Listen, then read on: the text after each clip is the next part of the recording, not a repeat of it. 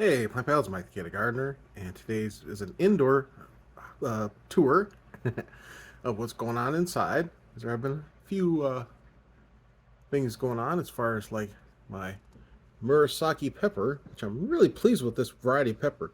I started it on 2/23. It's 6/23. So, oh no, actually started 4/23. So it's only been 2 months. This is a 2-month-old pepper. And if you look, pepper plant, if you look back there, you can see there is a beautiful purple pepper. And then there's another one here. It still has its skirt on. Hasn't fallen off. And then there's, of course, tons and tons of beautiful purple flowers on that plant. There's no peppers yet on this one, but they're sure to come soon. I have been having to cut it back, so you can see there's kind of like cuts because it's trying to grow tall. It looks like to be about a 3 or 4 foot plant that I'm kind of containing in a 20-inch space. But peppers don't really mind it too much. If you cut them back, it'll just forces growth out the sides here, and especially it's not a big deal inside. I live in a cold climate, so I don't top my peppers outside because I don't have enough time. If topping them resets the time it takes to get peppers, but cutting them back, which is not the same as topping, uh, cutting them back doesn't really seem to bother this variety of pepper. Some peppers it does bother. This one not so much. All right, so I just thought that was really cool. I wanted to show that off because look at the color of that pepper, and hopefully it tastes good. It's pretty. We shall see. I'll be right back. And as usual, I'll show the indoor squash tower next. And this is the baby squash that I took off it already. It's not the biggest squash in the world, but again, it wasn't a squash that I was going to plan on growing inside anyway, so it's pretty cool. Quite happy with it. Here's two more that might. This one's getting a little yellow. We'll see. One of the there was two squash vines in here. One of the vines died, but the other one is vibrant and healthy, still putting out flowers. So yeah, we'll see how long I keep this experiment going. Like I said, it wasn't just an experiment; it was just for fun. If these start growing, I'll let it continue. If they die off, I'll probably just get rid of the plant and start something cool inside just to see how it does. And you can see there's tons of new growth. I took cuttings, like every time I see something like this, I'll cut it off down here and then root it in water. And I've been getting extra, so I've got like 3 or 4 of these plants growing outside that are doing very well, that were just cuttings from this mother plant inside. And then down below, I took a bunch of stuff out, herbs and whatnot. A ton of cuttings, like all uh, of the basils and stuff you'll see in my videos outside were taken from cuttings from inside here. I didn't actually plant any basil seeds outside. They're all cuttings. They're all thriving and doing wonderful. See, the basil's still trying to touch the ceiling of the unit here. The dill is same thing, kind of going crazy. There's a plant back there that's finally starting to produce a pepper, which is cool. I was going to move it outside, but I'll just leave it be. Some of the dill died back on the bottom there because I wasn't tending to it very much, but still plenty of growth. Mint is growing across the unit here. But I'll definitely, in the fall, do a cleanup and reset of these and start something else. And then, of course, I'm still dehydrating tons and tons of my inside herbs. How's this one going? Is it crunchy yet? Oh yeah. Nice. Excellent. Anyway, next to that is the heirloom cherry tomato. It's got one there, and I took cuttings off this because it's kind of a finicky plant. It likes to do a lot of die off. It grows. It dies as fast as it grows, and so you get like a ton of new growth, and the old stuff kind of kills off quickly, and then it starts kicking out more. and more tomatoes. So it's a very prolific plant. I kept one alive for 4 years. It's one of my earliest videos, and I kept it alive in like a mason jar. It was a really cool plant. So I don't know how long I'm going to keep this one going. I want to replace this IODU unit with a different unit to test in, but I don't want to disturb the plant when it's producing me delicious tomatoes.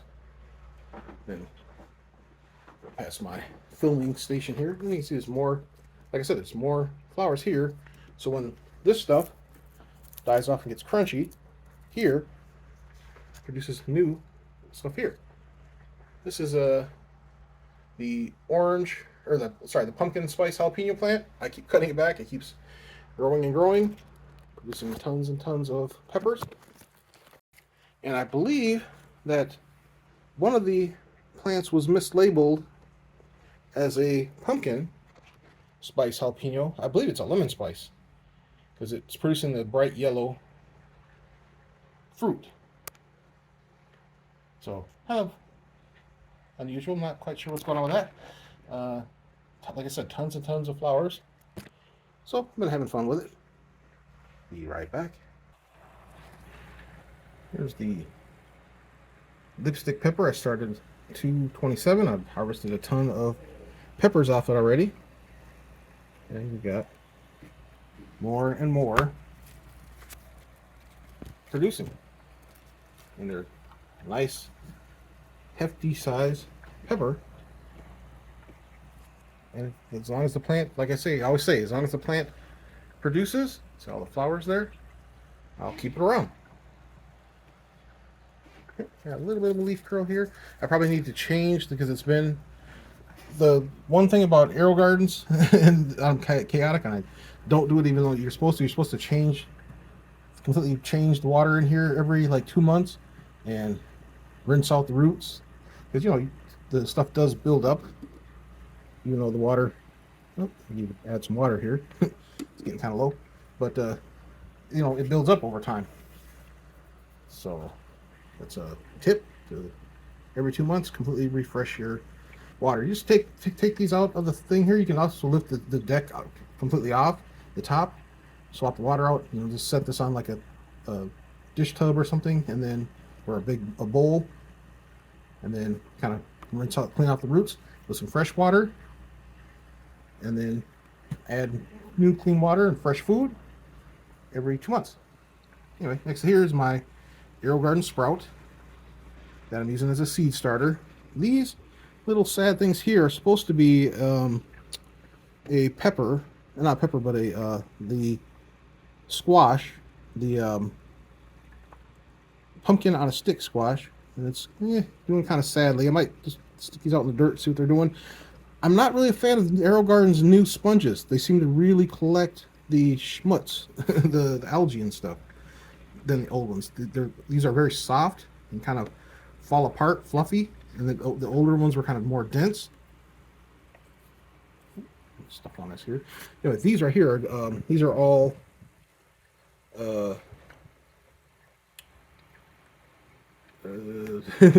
work brain. Not zinnias. Yeah, zinnias. Yeah, these are all zinnias from my plants that I grew last summer.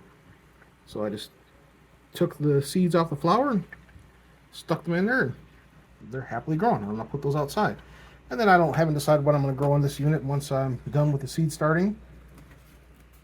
But yeah, I'm kind of, like I said, I'm kind of disappointed in the new sponges that they're having with their seed starting deck.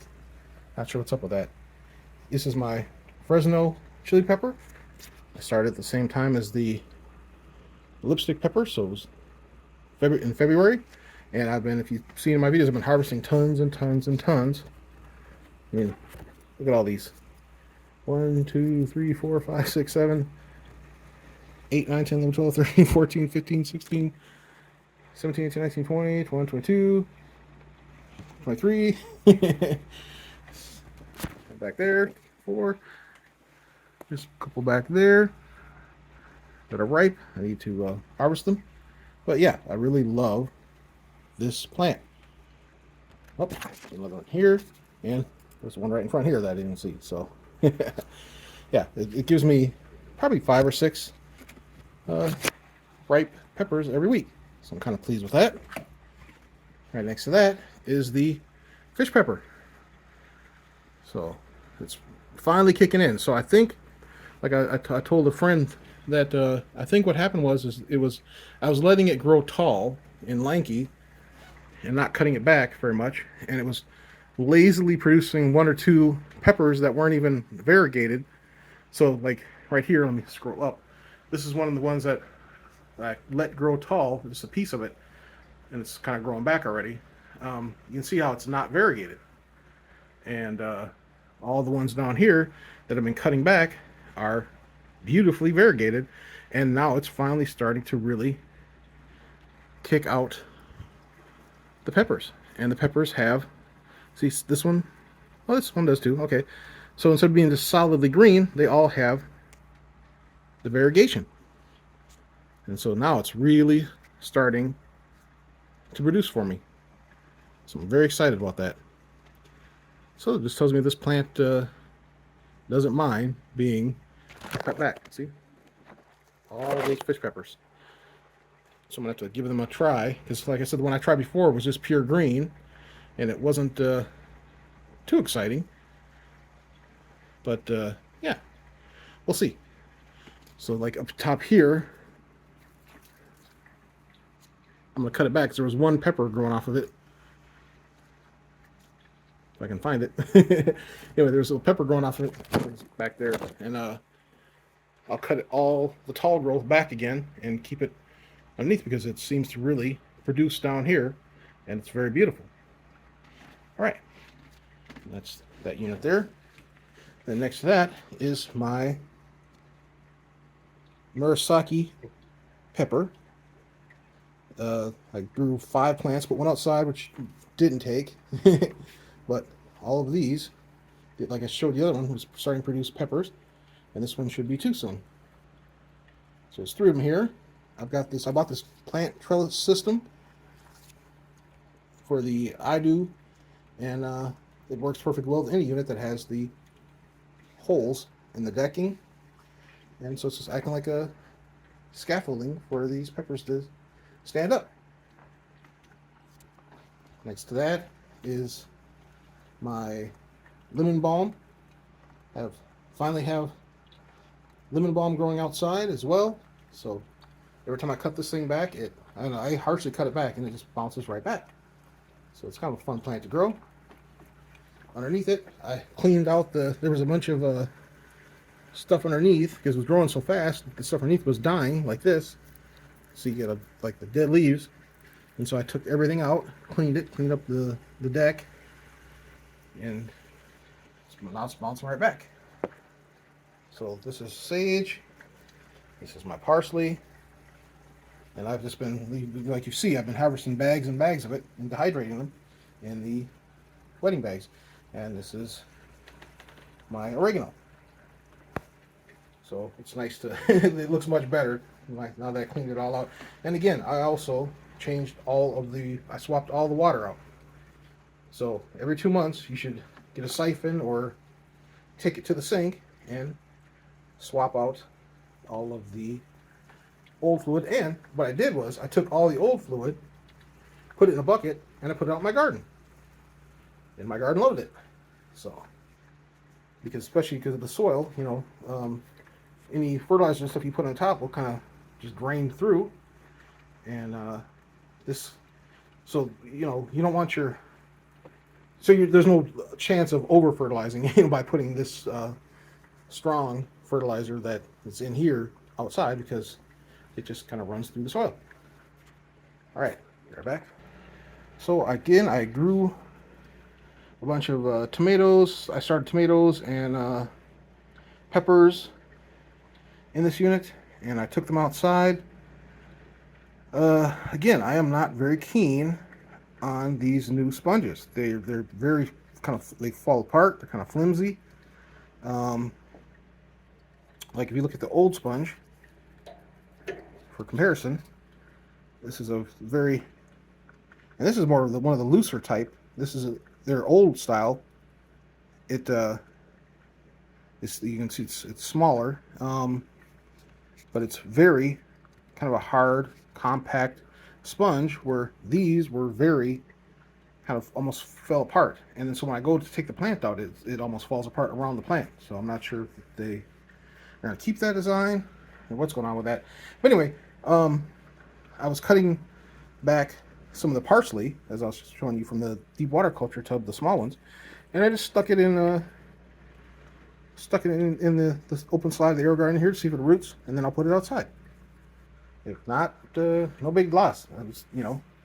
I got tons and tons of already fresh and dried parsley, so it's not a big deal.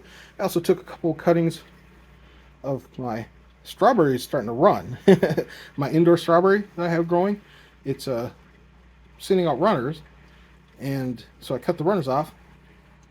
A couple of them. There's still got like 5 or 6 runners still running along my floor of my man cave here. But I'm trying to root them and see if I can put them outside or start new ones. Anyway, what I'm gonna do is these are some more seeds I stuck in there to get them going, and it's really developing algae kind of unpleasantly, and so I might just end that and then put I would recommend buying, if they're going to keep this style sponges, I would get the generic sponges from somewhere else, and because look at this, it's just falling apart, disintegrating, not great. And like I said, it's really developing an algae, so I would just buy some generic sponges and use those if I to use the seed starting deck again. But I'm pretty much done. I've got everything outside I want outside. This was just an extra. This was a pepper I bought from the store. It was like a newer variety to me. It was like a sunset pepper or something like that, I think it's called. And it's very long. It's kind of like the Marconi pepper or whatever. Probably a hybrid. So I just wanted to throw the seeds in there just to see what happened. But I think I'm pretty much done with the seed starting aspect of this. I will swap the decking back for the regular AeroGarden Bounty deck, and I will grow probably the monkey face peppers in it for fun, just to see what happens. All right, so we're back. This is my experimental shelf with the orange hat tomato plant. You can see tons and tons of new flower buds on here, and the reason why is normally once it starts producing, well, I harvest that one. Once they start producing ripe tomatoes, the plant is a determinate variety, and it'll start to die off.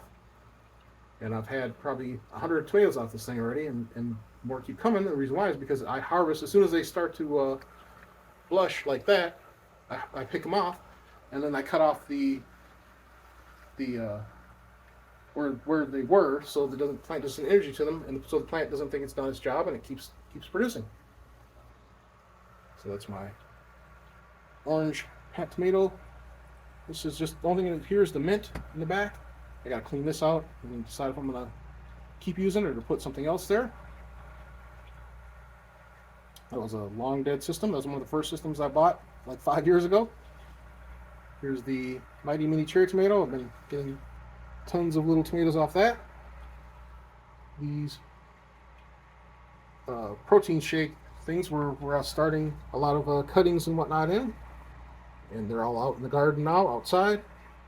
Here is a cutting I took off of my lemon balm. You can see there's roots.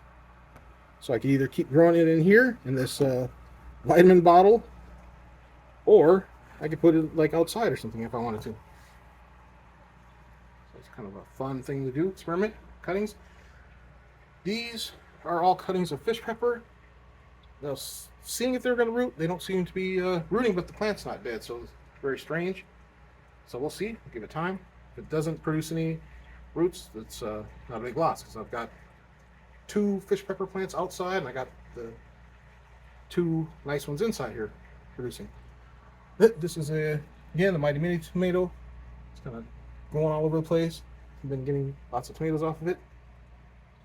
Down here, I'm going to do a separate video on this. This is the Fresno chili pepper that I'm growing in the protein jug. I got to do a close-up look at that. So you can see the runners. Those are not fall leaves. Those are runners from the strawberry. There's no flowers on the strawberry yet, so no fruit, but it's producing lots and lots of runners, so we'll see. So I'm going to do a video on that one too. Probably do it together, just the two protein jugs, the weird container type video. All right, so that's just a quick look at what's going on inside. I've got tons and tons of things going on outside. So yeah, all right. Any comments, questions, leave in the comment section. Thanks for watching. Please like and subscribe. Have an awesome day.